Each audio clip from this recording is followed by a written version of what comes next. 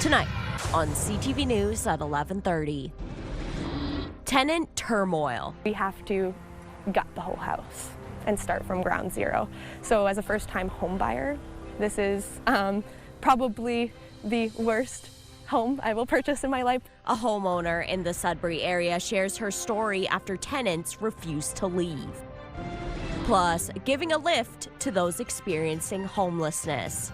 Everyone has a unique story, but even with such different backgrounds and stories, they can all come together for one common goal. We introduce you to a new program in Timmins called The Launchpad. And grab the popcorn, the big screen is calling. I think this event is going to feel bigger and bolder than ever before. The International Film Festival, known as Cinefest, is set to begin in Sudbury this weekend. CTV News at 11:30 with Ian Campbell and Rick Wyman with weather.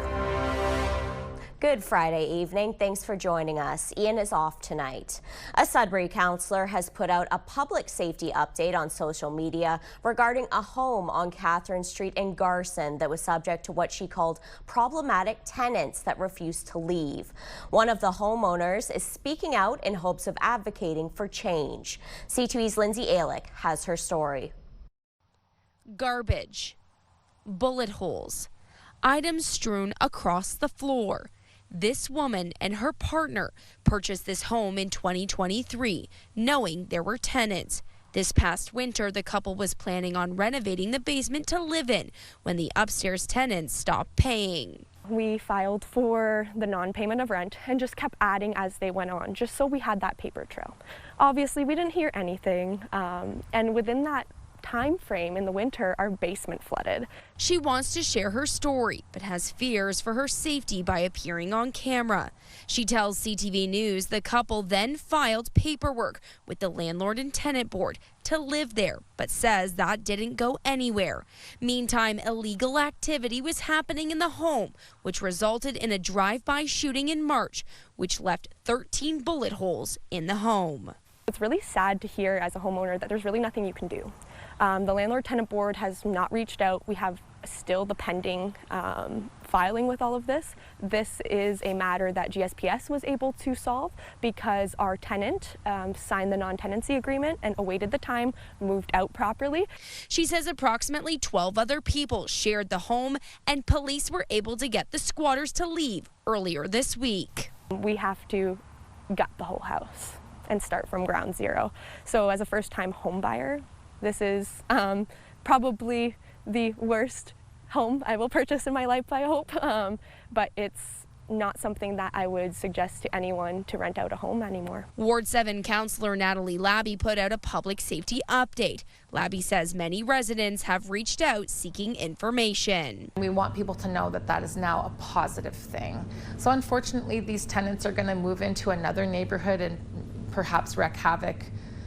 But for the people on Catherine Drive, they're going to have some peace of mind that they can have their safe neighborhood back again. The homeowners say cleanup and renovations will be quite costly. And while they won't be starting a GoFundMe, they do appreciate any support residents or businesses can provide. Lindsay Alick, CTV News, Garson. 5 Sudbury teens have been arrested last night after reportedly stealing alcohol from a convenience store. Police were called to the scene after the youth had left the shop around 8:30 last night. With help from the K-9 unit, 2 of the teens were tracked to the 2nd Avenue area. Another 2 were picked up a short while later, with the 5th teen being identified and arrested at their home. Police say the group of 15 and 16-year-olds were all charged with robbery. 4 youths are facing charges following a social media video inside a Blind River discount store. A video that was posted to social media August 18th showed 4 teens entering a discount store on Causley Street, where they became disruptive with the goal of being kicked out. OPP conducted an investigation after the video was sent to them. 2 13 and 2 14-year-olds have been charged with engaging in prohibited activity on premises. There was a heavy police presence in Coppercliff this morning as officers responded to a weapons complaint. A man now faces several charges after allegedly shooting at a vehicle. CTV's Alana Everson reports. Police say they got the call about a weapons complaint just before 8 a.m. Friday. They responded to a residence on Balsam Street. Information provided was that an individual had attended the residence, and when that individual was leaving, a person exited the residence and shot the vehicle with what was described as a gun. Officers set up containment of the area, closing Balsam Street at Peter and Nickel Streets. The police response included the tactical team. Due to the possibility of a firearm inside of the residence and the fact that the individual discharged the firearm outside, officers set up containment of the residence. They made calls into the residence. The person exited and was taken into custody. A 50-year-old man from Sudbury faces several weapons-related offenses, including possession of a weapon for a dangerous purpose. Police held the scene, waiting for a search warrant to recover the firearm. The weapons incident closed streets in the area for just over 2 hours. Police say the people involved are known to each other. Alana Everson, CTV News, Coppercliff. OPP in North Bay are warning of scammers calling people and posing as police officers. Residents in the area have reported being called by someone saying they're with the police service. The calls look and sound legitimate, with the scammer providing a name and badge number and calling from a spoofed phone number that resembles the OPP's non-emergency line. Police say these calls are not real, don't provide them with any information, and call police to report the incident. And the municipal police in North Bay are cautioning people who post items on Facebook Marketplace tonight and reminding them they have a safe place to buy, sell, and exchange goods. This safe zone is located in front of Police Headquarters at 135 Princess Street West and is available 24 hours a day, 7 days a week. The reminder comes after a North Bay resident posted a vehicle for sale online and arranged for 2 men to view it at their home. The seller was asked for a flashlight and went inside to get it. When they returned, the vehicle wouldn't start anymore, and the 2 men started haggling for a significantly lower price. The vehicle was later inspected, and a licensed mechanic believes the vehicle may have been deliberately damaged while the seller was inside. Timmins fire crews were called to an early morning blaze. Around 3 this morning, crews were battling a structure fire on 3rd Avenue between Birch and Balsam. Crews contained the fire to the unit of origin and had it under control. A business in the unit below sustained significant water damage. There's no estimate on the value of the damages or a timeline to reopen. Amid a looming battle among Western nations and China to control the cobalt supply sector, pledged money continues to pour into a refinery plant project just a few minutes south of Temiskaming Shores. CTV's Eric Tashner has details. Closer and closer to getting up and running. That's how Electra Battery Materials CEO Trent Mell sees it, as major financial strides are being taken to open North America's first cobalt refinery plant in North Cobalt. This is going to be the very first critical minerals project to reach production of any sort of significance in Canada in many, many years. The province is committing $17.5 million to the project. Minister of Economic Development Vic Fedeli says in part, Electra's investment in Temiskaming Shores will establish an integral link in the province's critical mineral processing supply chains and fuel the next stages of Ontario's leadership in electric vehicle battery manufacturing. This is only a part of an estimated $100 million needed to complete the refinery construction. Last summer, the Pentagon presented $20 million, and discussions with the federal government to unlock an additional $20 million are still ongoing. It's really up to the lawyers to dot the I's and cross the T's on both contribution agreements, the federal and the provincial. Electra is launching a restructuring plan targeting an approximate 60% reduction in convertible debt and a $30 million U.S. equity raise. The refinery would add 50 new jobs and produce 6,500 tons of battery-grade cobalt sulfate annually. That's enough to support domestic production of up to 1 million electric vehicles per year. Almost all of the current cobalt supply comes from China.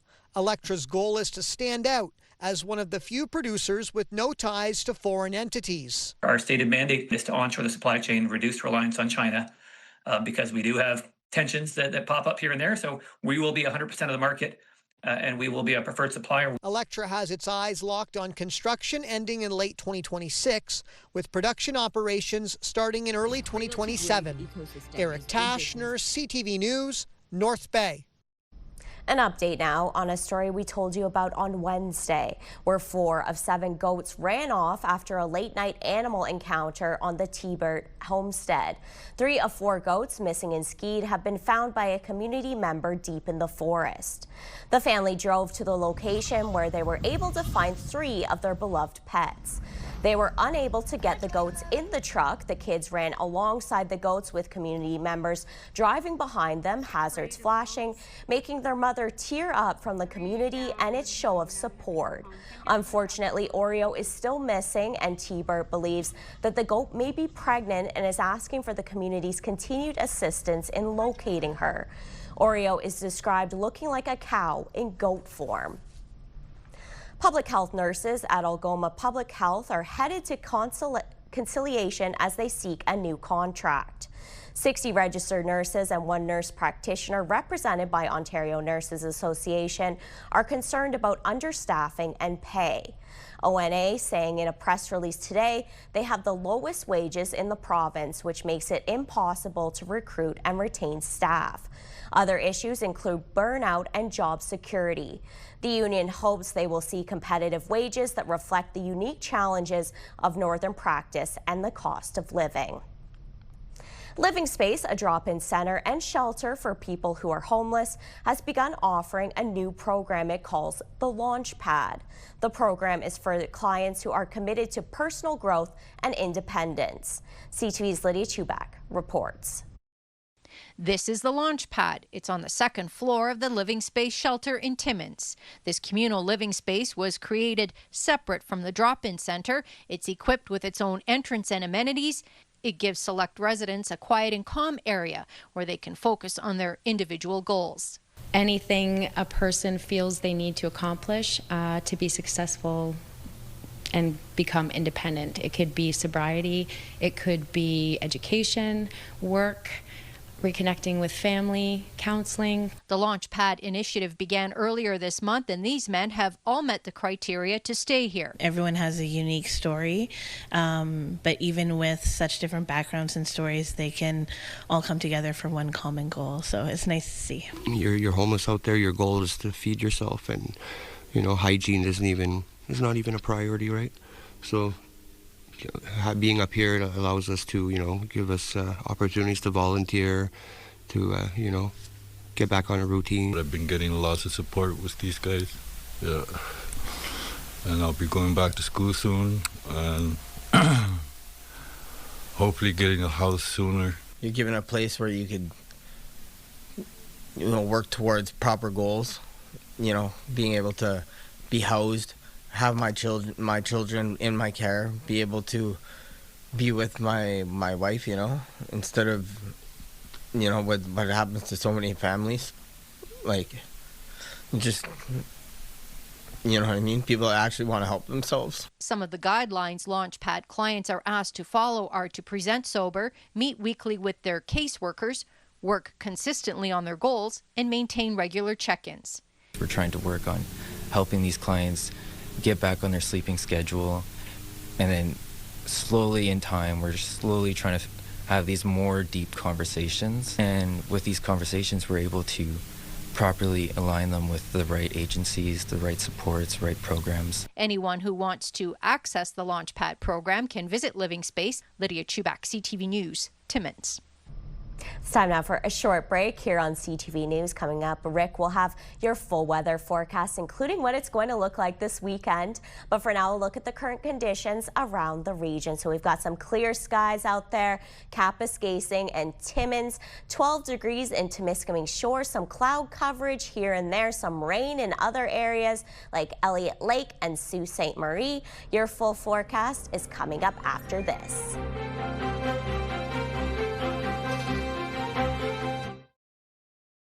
When you see it happen, send it to CTV News. Text 10400 from your screen to ours. Text 10400. This is your official welcome to the weekend. We're set for a little bit of precipitation, perhaps for tonight and overnight, as you're about to see shortly. And of course, the sunshine will set in by Sunday and continue right through Monday, Tuesday, Wednesday, and Thursday, even into next Friday. Forecast radar right now, the system that's approaching the northeast. And we've got some shower activity overnight, chance of showers and some shower activity tomorrow. The chance of showers 40–60%, even in the Soo, with the risk of a thunderstorm. So this evening, chance of showers in Greater Sudbury, Sault Ste. Marie, more of the same. A few clouds, Timmins, Temiskaming Shores, chance of showers in North Bay, chance of showers as well. Meanwhile, in Moosonee, shower activity, Kapuskasing-Hearst, partly cloudy. Wawa, chance of showers, more of the same in Gore Bay and Parry Sound. Now your numbers for the next couple of days. Sudbury, Nickel Belt, chance of showers tomorrow at 23. Then for Sunday, Monday, Tuesday, Wednesday, and Thursday. Any complaints about this forecast? Sun and cloud, 22, 24, 25, 26. A little bit of a cool down at 24 Thursday, then 16 by next Friday. Meanwhile, in Sault Ste. Marie, Algoma, 60% chance of shower activity for tomorrow. Risk of a thunderstorm as well. Cloud cover Sunday. Monday, some sun and cloud. Tuesday, Wednesday, and Thursday, cloud cover for all 3 days, but at least it's not raining. Temperatures of 25, 26, cooling off at 22, then 16 in a week's time. Timmins, Cochrane, Kapuskasing, chance of showers 40% tomorrow, then Sunday, Monday, Tuesday, Wednesday. This is very easy to say. Sun and cloud for all 4 days, 21, 24, 26, and heating up to 27 by next Wednesday, cooling down to 22 by next Thursday with the cloud cover.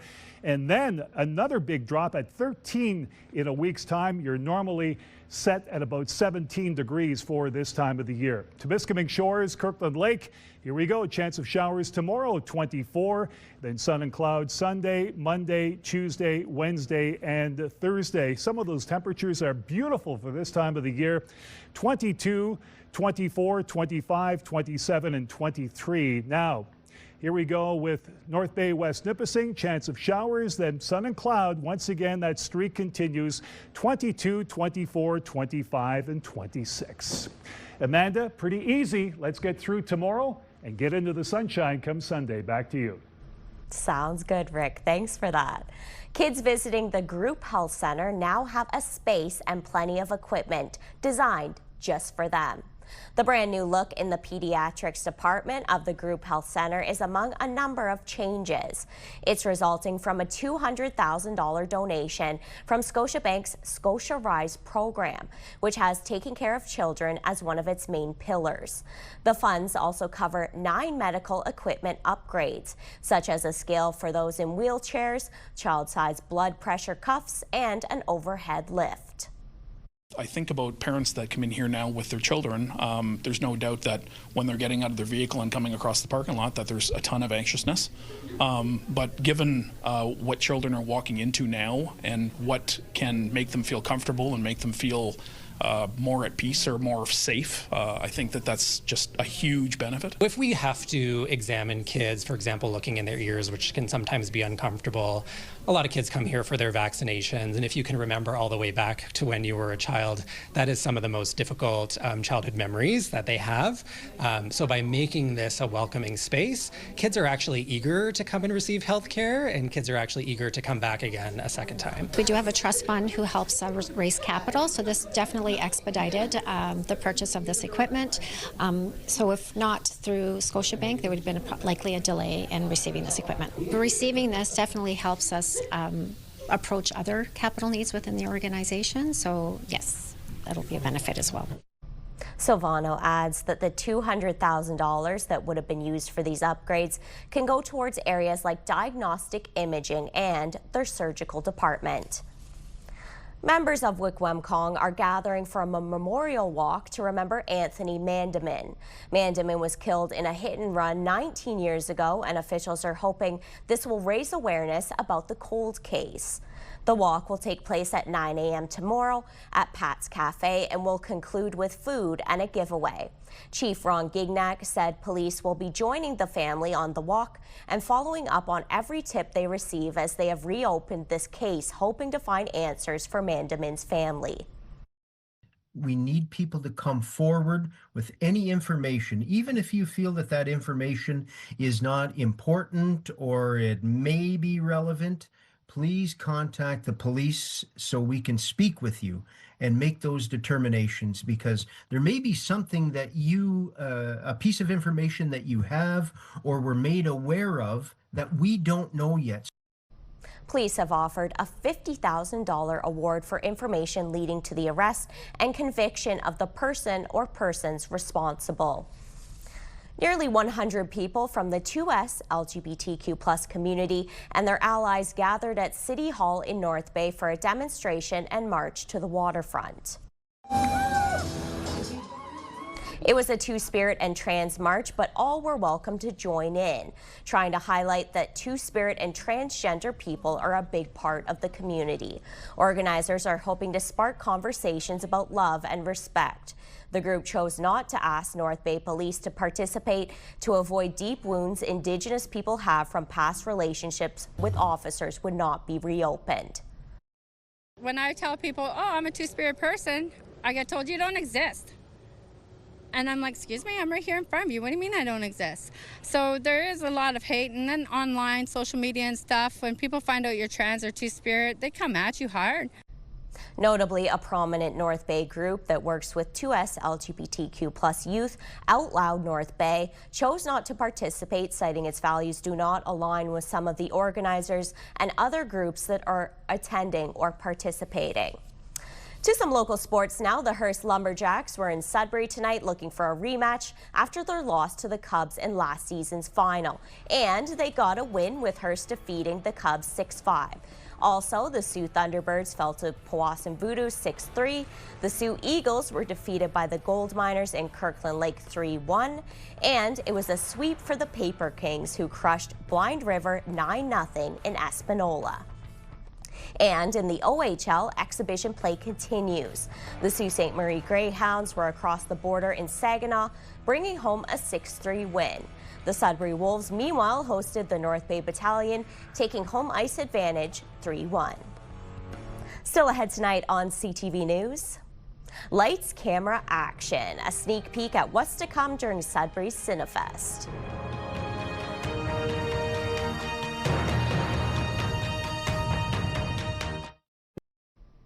Finally for us tonight, organizers of Cinefest Sudbury were putting the final touches on this year's film festival earlier today.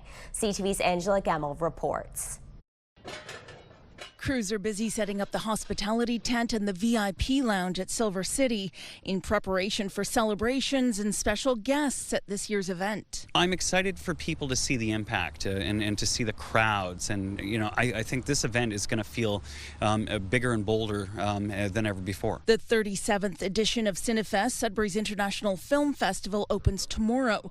Executive Director Patrick O'Hearn is excited for film goers to check out the caliber of films being screened, adding they've tried to pack in as much Northern Ontario content as possible. If you've never been to Cinefest before, I think you should expect a community, you know, that really craves world-class filmmaking. And you know, I think the reason Cinefest has always stood out is because we are able to, you know, through our relationships, attract some of the best and brightest films from around the world. It's big crowds, but it's a great community of people who just really want to experience art. In a statement, the Minister of Tourism, Culture and Gaming says supporting festivals like Sudbury Cinefest helps attract visitors to Northern Ontario and increases exposure of northern locations and talent by showcasing local film, hosting panels, workshops, and encouraging local filmmakers. According to O'Hearn, this year's ticket sales have been approaching their highest levels ever. We made a lot of changes. We've made it easier for people who may not be familiar with Cinefest to attend. You can buy single tickets for any screening that takes place as part of the festival. You can also still buy books of 4, books of 10. O'Hearn is expecting a few sellouts this year, including for the John Candy documentary I Like Me, which they've had to open more tickets for ahead of the festival starting. Cinefest runs until September 21st at Silver City. Angela Gemmel, CTV News, Sudbury. And CTV is a proud sponsor of the opening night gala film, a humorous time-traveling documentary called Nirvana, the Band, the Show, the Movie. I'll be there along with a few familiar faces here at CTV, so hope you'll come and say hi. And that's all the time we have. Thanks for spending a bit of your Friday night with us. Thanks for watching. Have an amazing weekend. Good night.